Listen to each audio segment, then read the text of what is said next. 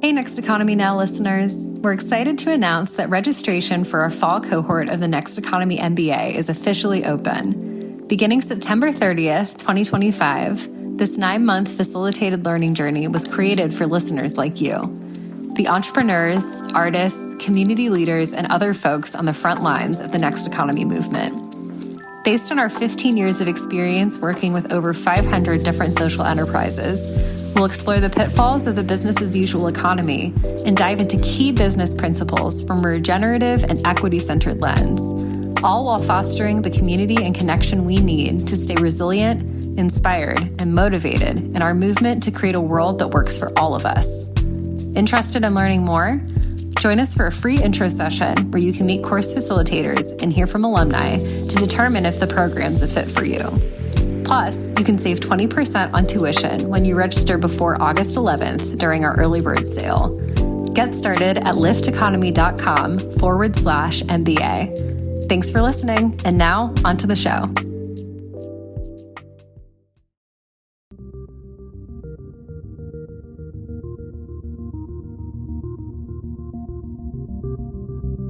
Welcome to Next Economy Now. The goal of this podcast series is to highlight the leaders who are taking a regenerative, bioregional, equitable, democratic, racially just, and whole systems approach to creating the new economy. I'm Kevin Bayuk, a partner and worker owner at Lift Economy.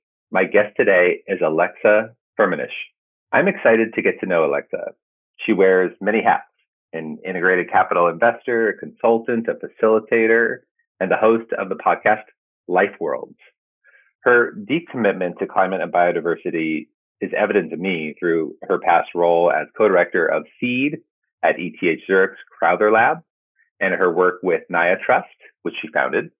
Beyond that, Alexa is trained in leadership development and ecological pedagogy, designing immersive learning journeys in natural landscapes. She's also a published author, a wilderness guide, and a founding board member of Terra Habitus, a vital and environmental fund in Mexico focused on conservation and watershed restoration. Alexa, welcome to Next Economy Now. Hi, Kevin. It's a pleasure to be here. So, Alexa, I'd love to start with, an edit of what's your story? How do you find yourself doing this important work that you're doing today, or any part of your story that you'd love to share with Next Economy Now listeners? The landscape that one comes from, I think, always matters. So I'm from a land of mountains and lakes and glaciers, and apparently glaciers that crumble on towns in recent history. It's Switzerland. And my mother's ancestry is from Sweden. And another land that shaped me deeply was Mexico, where I lived for most of my 20s and then on and off during actually most of my youth because of my father's work there. And I mentioned Mexico because it ties directly into the work I'm doing now. It was a land that profoundly shaped me. And I think when you grow up in the privilege of a country like Switzerland, it's sometimes necessary to wander afar to get a very different perspective of economic systems, social systems, how nature expresses itself in different places. And so in Mexico for about 7-8 years, I was working on the ground conservation initiative, regeneration, community CSR, you could say, so community social responsibility work. And that led me to a very visceral and embodied understanding of the collapse of our global ecosystems, especially in a place like Mexico, which I believe is the world's 4th most biodiverse country, depending on what metrics you're looking at. And so seeing across all these biomes, different forms of extinction and degradation, and then the profound social costs of that, loss of language, loss of culture, displacement, so on and so forth,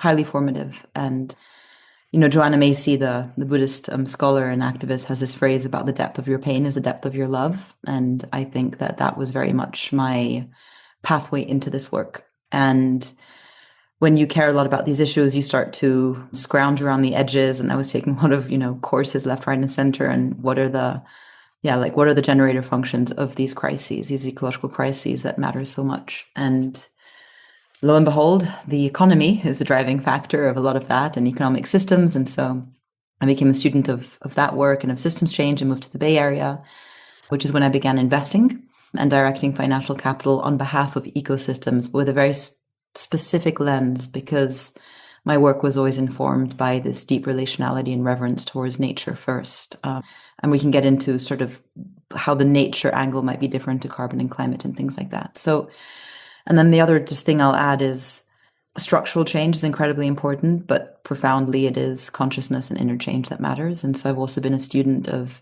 different modalities of psychology and spirituality, and how do we bring groups into constructive agreement, disagreement, coherence, mindset shift, which is hence why you mentioned that I'm a facilitator and a wilderness guide. And I'm always just trying to think like, okay, how do we bring people on this deep inner journey so that the wall of the boundaries between themselves and all of life, human and non-human, can become a lot more dissolved? Because I think that's where lasting change comes from. So hence the podcast, and hence some of the other things you mentioned in the introduction.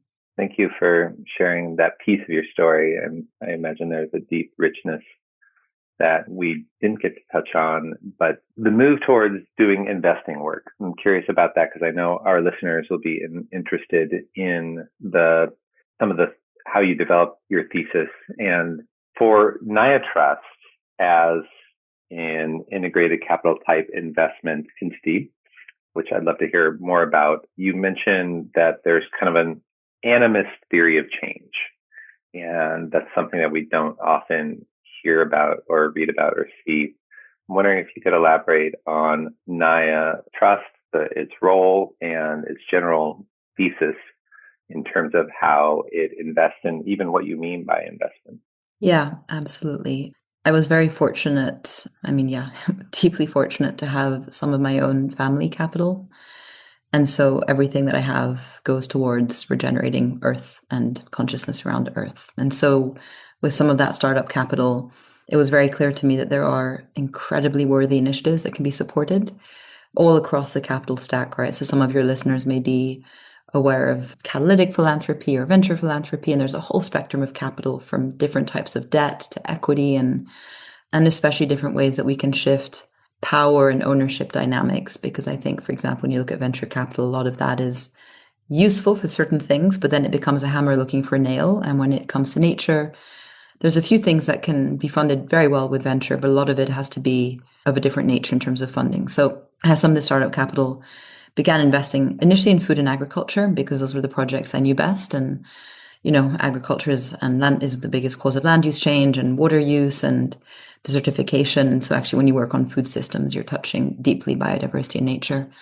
And it was always a blended version of some philanthropic tools, legal advocacy, communications, activism work that would fund some of you would call them quote unquote market investments. And other people wanted to join in, right? And so you could say that Naia Trust is a family office-like structure, but we collaborate with many people who are part of that kind of formation or other types of formation, but really we focus on the nature piece. And so animism, it's a useful term. And I think people who are really geeky about this are like, well, could it be panpsychism or like non-duality or all of these other terms? And I just choose animism because it has animate in it and it sounds alive and people can intuit what it is. It might not be fully ontologically correct, but essentially at its core, animism is, first of all, it's a series of beliefs and practices that have been shared by many of our ancestors around the world from most cultures, that the world is alive, interconnected, sentient, sacred, that, we are connected to the trees and the oceans and that there's ways of deeply feeling their aliveness. That's its most basic sense. I also see it as a lived practice where, I'm sure you've been in the forest and you just get these shivers of like, there's life here. Like, I'm not just in something inert and dead. This is an organism. There's intelligence here. And so animism is this profoundly felt, embodied somatic sense that the quote unquote nature, of which we are, a piece in a pod in a cell, nature is very much alive. And so you could call it living systems thinking as well, because, all of the science is showing us across the last decades that, from satellite and remote sensing to how people are understanding soil functions to the whole, Gaia theory of Lovelock and those guys from the 70s. Earth is a symbiotic organism with many parts that interconnect. And you need the left brain, right brain synthesis to actually work with nature well. And so when you speak with practitioners of regeneration, landscape design, so many people that work in this field, they're often humans that integrate that perspective of rational and, like the sort of, I don't want to be too dogmatic about it, but there's the two parts of our brain, and the holistic sensing part that's more intuitive is often ignored. And so for me, animism, when it comes to investment, is, can we also activate that part of us that aligns with the reality of how ecosystems function? And it actually does lead to very different, sometimes, ways to intervene and support in different initiatives. And I can get into some of that. I'd love to get into some examples of the interventions that you're supporting and the approach in terms of any both analytical categorization or other aspects to the approach of resourcing projects and interventions. I do just want to celebrate the naming animism and the way you described it in your theory of change. I think there's a lot of funders we come across who maybe share a similar sentiment, but if you look at their investment thesis as a family office, that it will be kind of oriented around certain areas of focus or using some of the, as you say, ontological kind of character that's common in philanthropy. And I find it very provocative and exciting that somebody's naming this interdependence of humans and nature, and not just interdependence, especially that, like you said, more of that intuitive felt or embodied aspect. And that actually changes probably some of the projects that you're supporting. And I'd love to learn about those. So I'm wondering if you could share a little bit about examples of projects that maybe are expressions of this theory of change. And then on the Naia Trust website and some of the literature that you've published, you've described some of the approach. And so there's two big buckets of questions there, but some of the projects, and I'd love to maybe go hear more about your approach.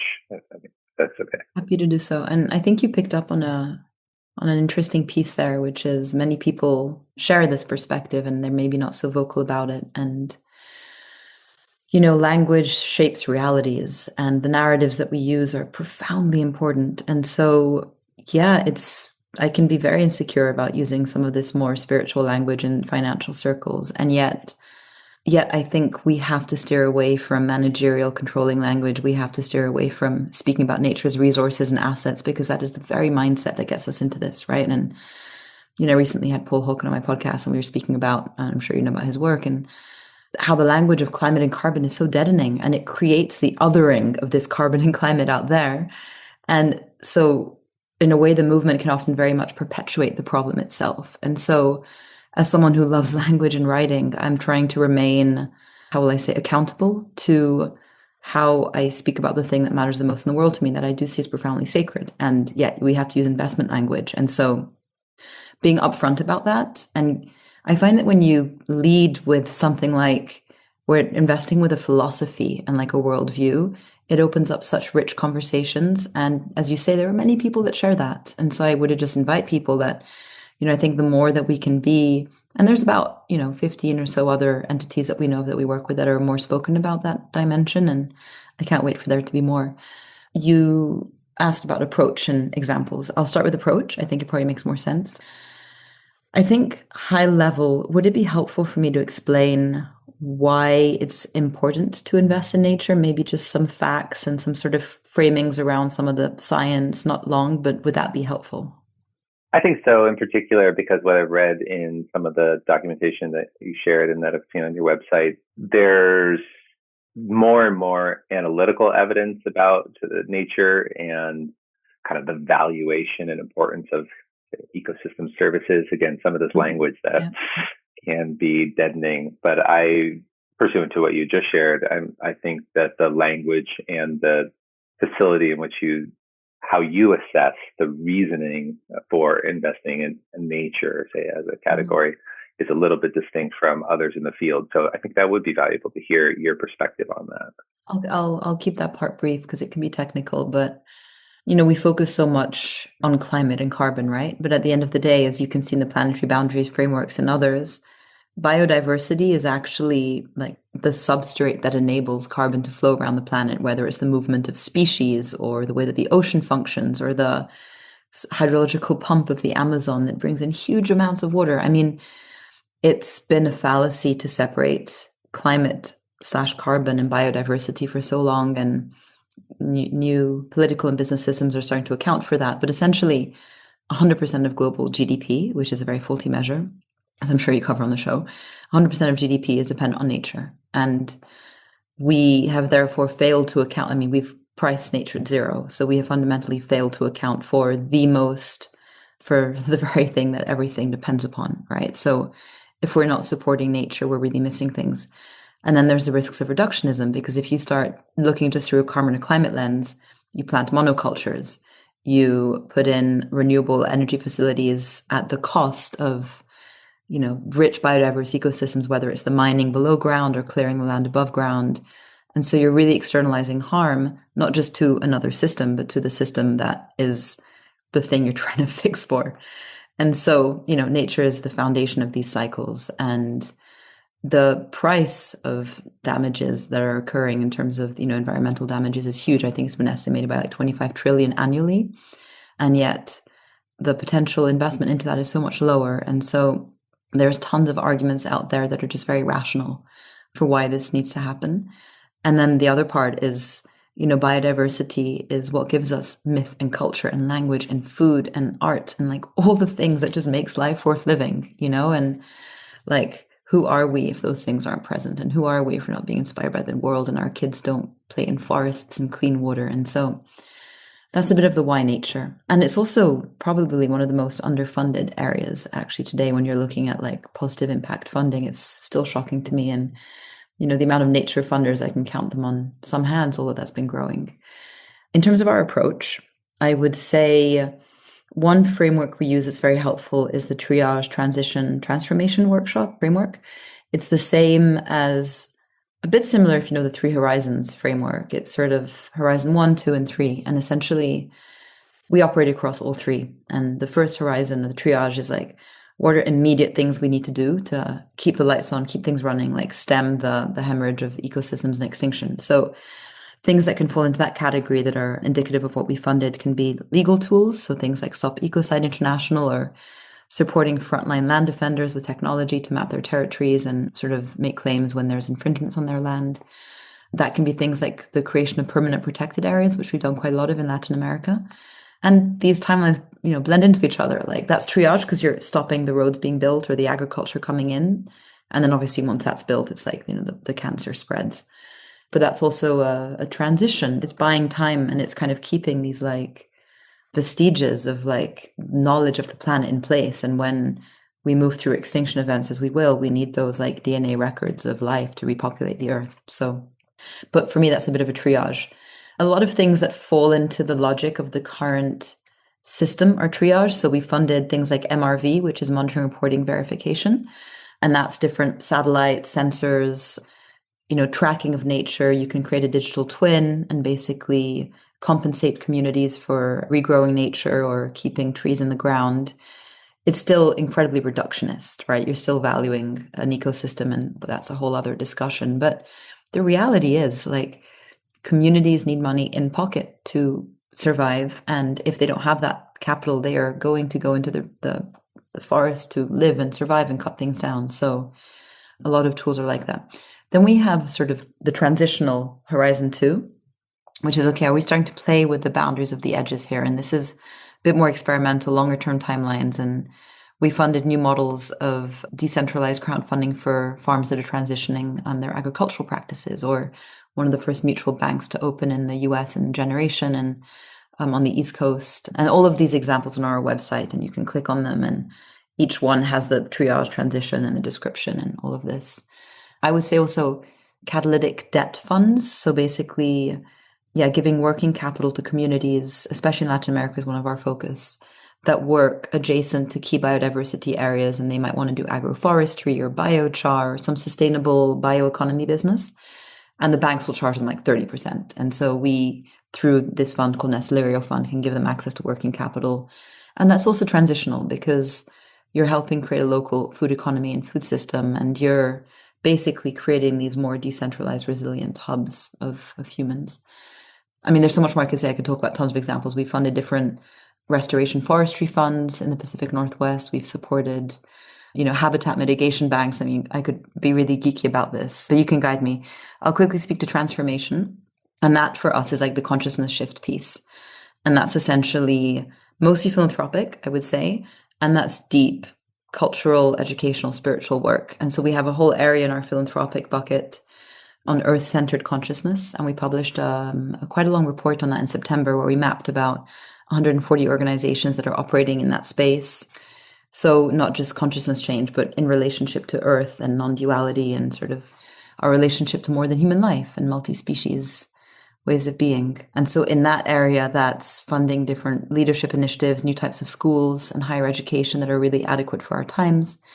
Gosh, there's so many things that's different, supporting different communities with tools to rehearse and imagine different types of futures, vision quests and rites of passage for youth in relationship to nature. We have a bunch of grants happening going out in that area. More than human rights, things like rights of nature and multi-species jurisprudence. So that's the longer term transformational work. And the beauty, I would say, in terms of approach is where do those come together? So if you're doing we have a big systems wide biodiversity project in Mexico with another family office there. And a lot of that is, bioeconomies, supporting local fisheries, et cetera, et cetera.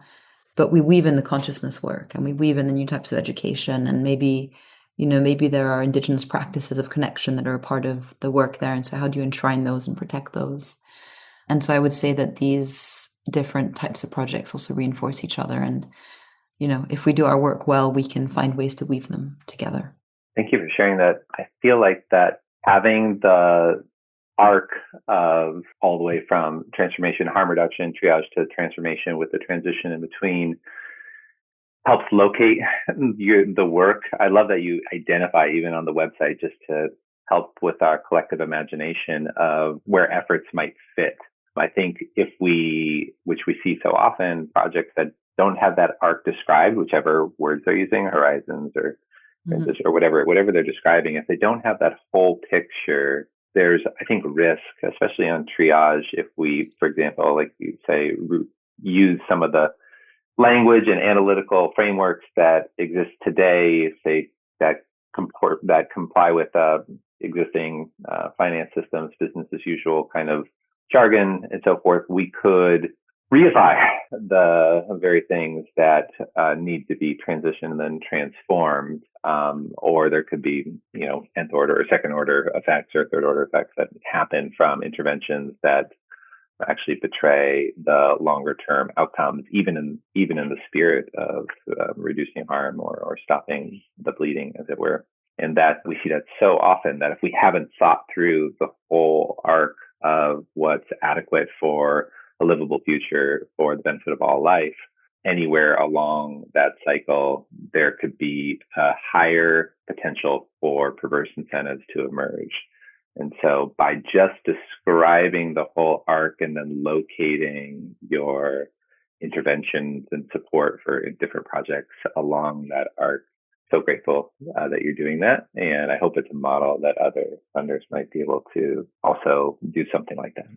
Yeah, I'd love to actually pick up on something that you said there, which sparked a thought, which is the sort of first 3-4 years that we were investing, we worked with beautiful projects, and in a way I see them as like incredibly, beautiful plants in a greenhouse, but they're not necessarily an ecology or forest. And so what we've been moving towards in the last 2-3 years, and some of your listeners that are in the investment space will know there's this movement towards like systems investing and what does that mean? And I think it's very easy to get caught up in pretty terms and words and jargon and all of that. And it's not easy. And we are attempting to do a version of that, systems investing. And what I mean by that is you find an ecology of projects that can mutually reinforce each other, right? They can be synergistic. They can enhance each other's potential.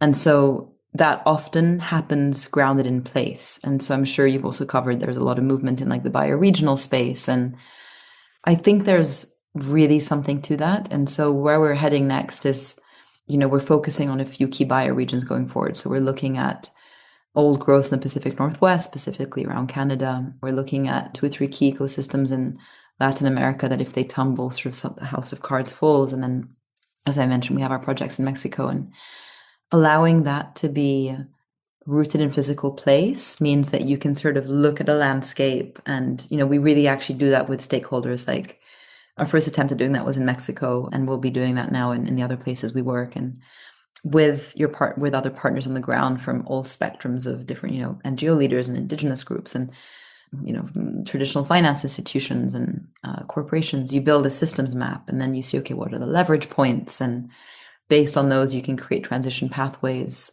If people would want to see an example of that on our website, it's in Spanish, but we've linked to how we did that work in Mexico. And so that sort of shows the systems map and then the leverage points, and pertains to what you said around, like, at least you have a wider view of the quote unquote system, knowing that every box is, is an illusion anyway, but you can try to bound it a little bit. And then when you're working with stakeholders, it allows the conversation to be more vast, because, like, okay, well, maybe you're doing land defense, but there's this whole area around perverse subsidies. And maybe up here, there's like forced migration due to narco trafficking, right? And so it allows you to, in the same way that you can categorize across the horizons, you can categorize according to the different leverage points. And a map is a map. And I think we are way too early for me to share with you if it makes a big difference to do it. But what I am seeing is that it allows you to have very generative and expansive conversations with partners on the ground. And it allows you to be more aware of blind spots and where you may be creating co-benefits or externalizing harm. So part of that systems investing process is really, we would love to have, like, my dream would be in 10 years that, like, we have these nodes of projects that are like, they become these like little lighthouses or, like glowing areas of synergy where you can almost like step back because you've kickstarted the system with support and then it's running itself in a way. Totally. And whether we have to wait to see evidence of that, I think intuitively ecosystems in their mutual interdependencies, have synergistic kind of relational effects that allow for emergence of new possibilities and ultimately create resilience to catastrophe, that we can probably guess that a systems approach is likely going to be more effective than an isolated area focused, singular, bespoke, one at a time type of approach that so many interventions have taken on for so long. It's not that the systems approach is brand new, but it's, I think, tragically rare. I look forward to the future when we see those islands of coherence. I think you just used those words, and we can see them glowing as self-determined models where there's communities that are thriving in deep, deep rapport and relationship to their other than human kin in the world around them for reliable prosperity, where the intervention, we could say, is successful or whatever, and that the outcomes are prefigurative of what could be spread through replication and adaptation to every region of the world for a livable future. I can give a quick example of that. It might be interesting for people to hear. So the southwest of the UK, Devon, have you been? It's a really cool area. Never been to the UK yet. Oh, yeah. Well, I'm just thinking, you had the Schumacher Center there, which was this institute of learning that was based on Schumacher's principles. So, new economics right there. And I mean, that's a great school. It's so sad that it had to close recently, but they had, masters in arts and ecology and in, regenerative economics. And what a cool place. I took some courses there. Anyway, that whole region of the world has a lot of like zany experimentation happening. It was the home of the transition town movement that I'm sure you obviously know about that. Totnes, which has become a bit chintzy, as these places do, but I have friends that live there and it's so beautiful. And so you have the Bioregional Learning Center of Devon, and that has been around for quite a long time. And the director there is, sort of an OG in the bioregional space. And they're networked with about 7 or 8 other bioregional initiatives and hubs around the world with people who have also been doing this for a long time. And they're thinking of, could we do a course in bioregioning and all of this? And also, okay, what does local fund, back to what you're doing on the podcast, like what do localized bonds and forms of funding look like? And then how do we pilot them here and then create templates that can be used elsewhere? So that's a group we've been speaking with a lot. And I think, as you said, it's replicability and sort of proofs of concepts in different spaces, but it's really happening, and you can check out what these people are doing, and they are beacons. Yeah, it gives you a good excuse to go visit. Oh, love that example. Thank you for sharing that. hearing about the approach that you're taking and some of the projects and where you locate them, not only in one area, say triage, transition, or transformation, but that some have both from a systems approach and some projects themselves or interventions actually bridge or lay the groundwork for bridging through an arc of total transformation. It's interesting that because I've looked at the website and I know a little bit about the projects, using the jargon of the day, some are philanthropic. I heard you mention some debt instruments, and I assume there might be some maybe redeemable equity or equity in there as well in terms of instrumentation. But I didn't hear much about return, probably purposefully. But I would love to hear when some, maybe less family offices, but certainly any fund with limited investors where they've aggregated some resourcing to then deploy into interventions, this notion of returns comes up quite a bit. And so I'm curious if you want to speak to any of how Naia and you think about return broadly, and then maybe even specifically for those listeners who are imagining, how could I do something like this? What kind of returns does Naia anticipate, hope for, aim for, have any goals or strategy around? And it's okay if you, whatever level of detail you want to go there. Yeah, of course. And we try to be transparent and helpful. So some of this is on our investment strategies on our website, like a redacted version of it. So I believe this information's there. The question of return, it's such an interesting one, because for many projects, like, to be self-sustaining, you need the return. Otherwise, you're just pumping philanthropic money in. And when you look at the $1 trillion nature funding gap, like, it can't just be philanthropy stepping in. And ideally, we have global political economic systems change and perverse subsidies are removed and put towards regeneration. And there's things like carbon taxes and, governments start doing the right thing. I think the stark reality when we're looking at the geopolitics of today is that we're moving away from that, right? Very much so. And repealing acts that should be enforced, and especially in the country you're speaking to me from. How we think about return is from a privileged position of, we're not a fund, we don't have LPs, we don't have to answer to anyone in that sense. And so we truly look at what is the context of the people that we're working with, so our investees or our partners on the ground, and what type of tool would serve them best for this to be long-term and self-sustaining. Sometimes that is a venture capital model. Rarely, I would say, but sometimes there are initiatives that, especially I think if they're more software-based, or, they can give those kinds of returns and they wouldn't necessarily corrode the local community. The reality is, I think when you're working with nature and meshed communities, financial capital can really erode all these micro-political relationships, and you have to be super careful about that. So debt is often a nicer way of doing it. And, as you mentioned, you can do exit to founders or things like that. I mean, there's tons of mechanisms today. So we have different asset classes and we have a target portfolio composition like people do. And within each of those buckets, there are target returns. So, for example, in our venture philanthropy or philanthropic bucket, it's like super catalytic 0 to 2, 3, 4%. We have early stage seed, which we may think from pre-seed to seed to Series A kind of investments. That's a bit more the venture model. And we're looking having about 20% of what we do in that. And there you can have returns from 10 to 20%, or it could be 10, 15. I mean, these are all estimates, right? And then we look at funds, and then we look at nature, like trying to use not the jargon, land-based projects like forestry, agriculture, etc.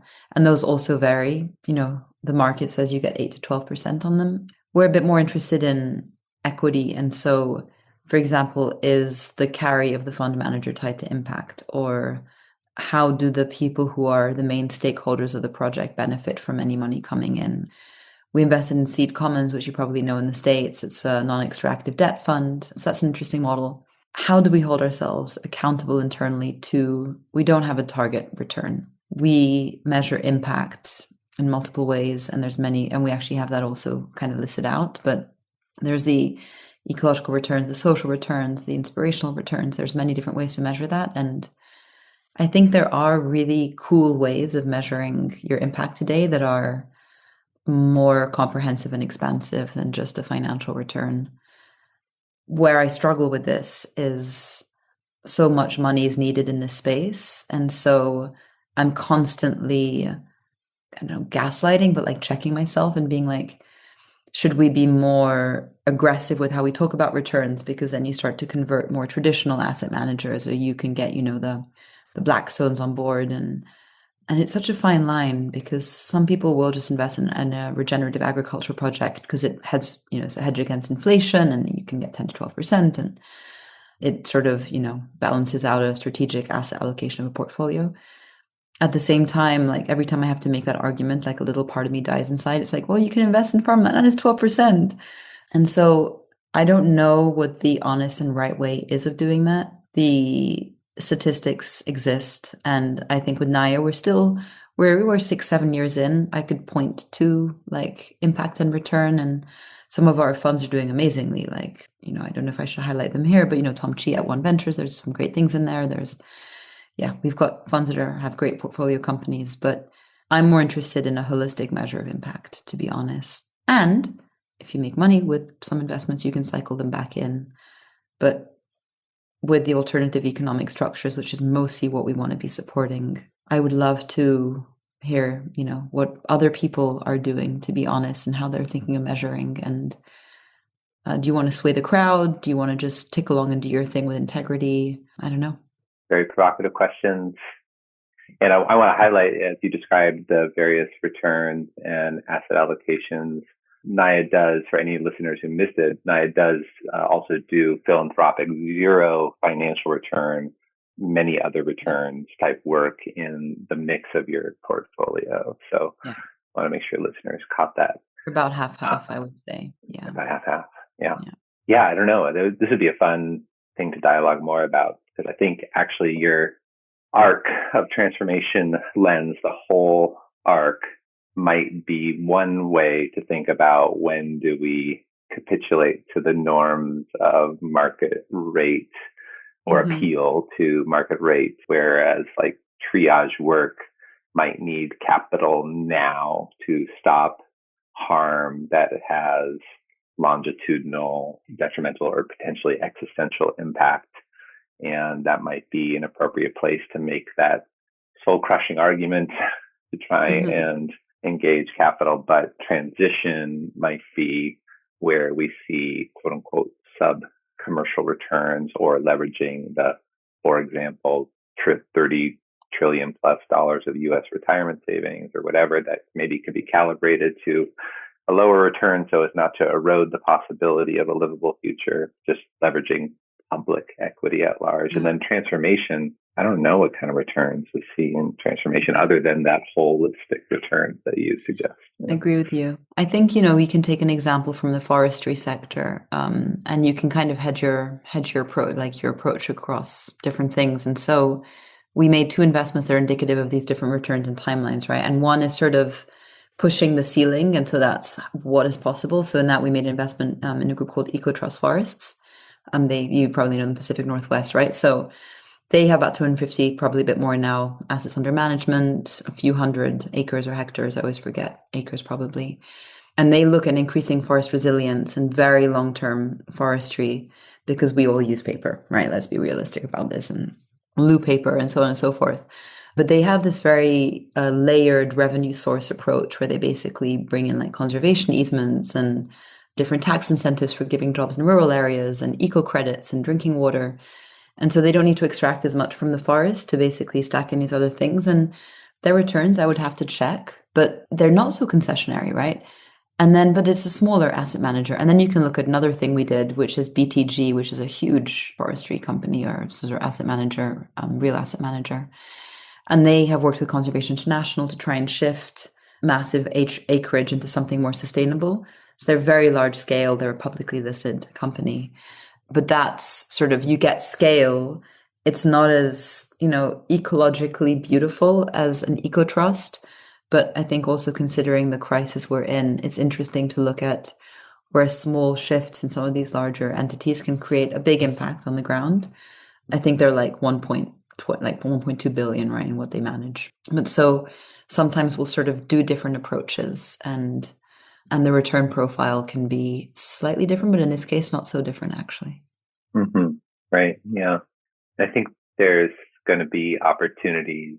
I like to think about what you said about Tom, and when we talked to Tom, I love Tom as a venture capital GP because he's the only one I could feel like one of the few I could talk to where we can critique the institution of venture private equity very heavily. But he'll say that there are certain opportunities for, say, the tech stack for humanity that do have the scaling properties and the cost properties where venture capital and the consequent potential market rate returns are a fit, but it's going to be a very small set possibilities. And so this kind of like, instead of dedicating our interventions to a return marker, using a broader approach like you have at Naia, I think is something that I would love to see more of.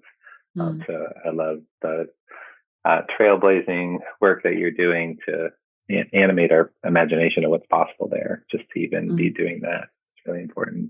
Yeah, I'd say the part of our work that I'm the most obsessed with is on the sort of market investment side. It's like, what are really interesting, innovative financial mechanisms to keep intact nature alive and supported.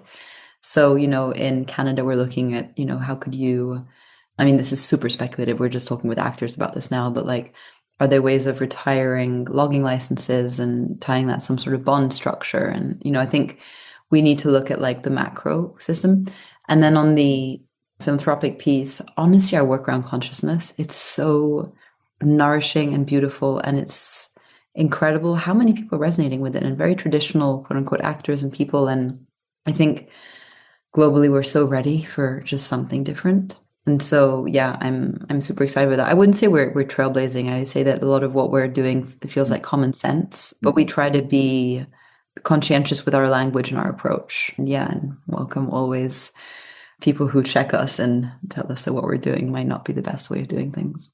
Definitely appreciate the humility there. What else did we not discuss that you'd love to share with listeners, either about Naia or the broader picture of your work, or anything else that Next Economy Now listeners would maybe benefit from hearing about? I'm sure there's 1,000 things, but just curious if there's anything alive in here.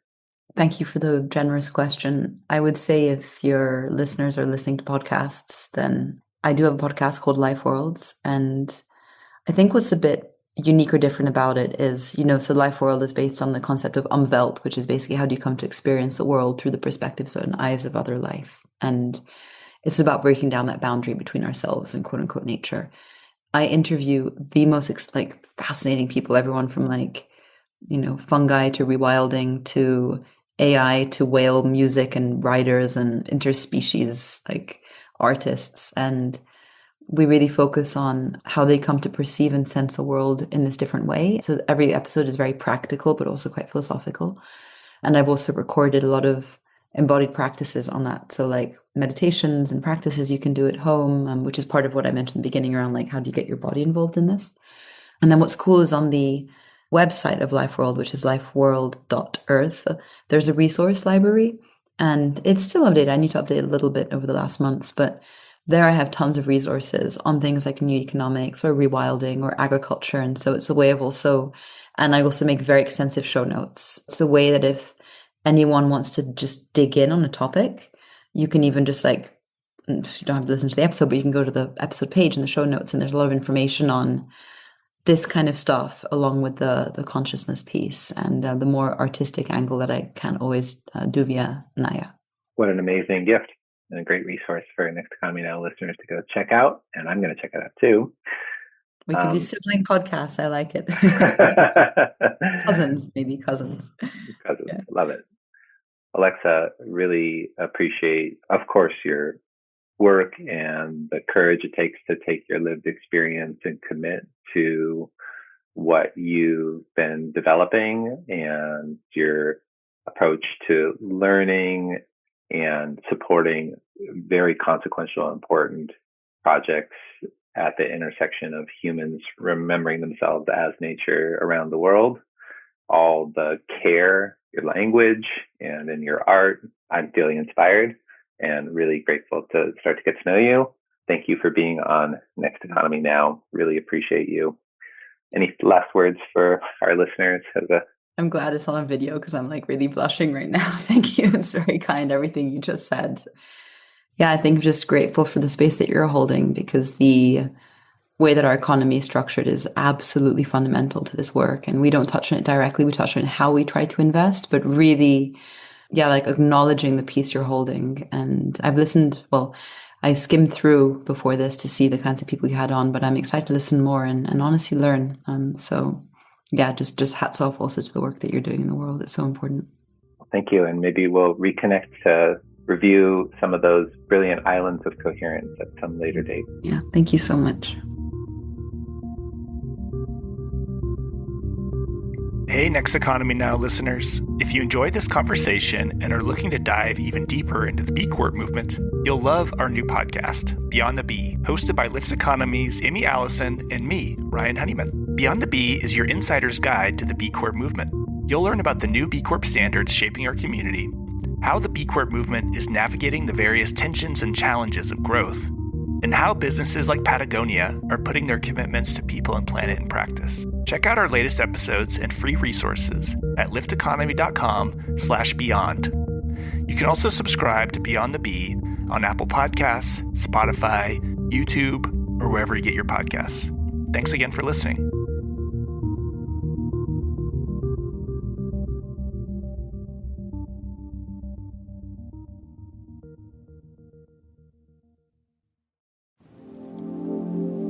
Hey, Next Economy Now listeners. I'm Anayana White, a Lyft Economy Next Economy MBA alum and the head of communications at the American Sustainable Business Network, ASBN.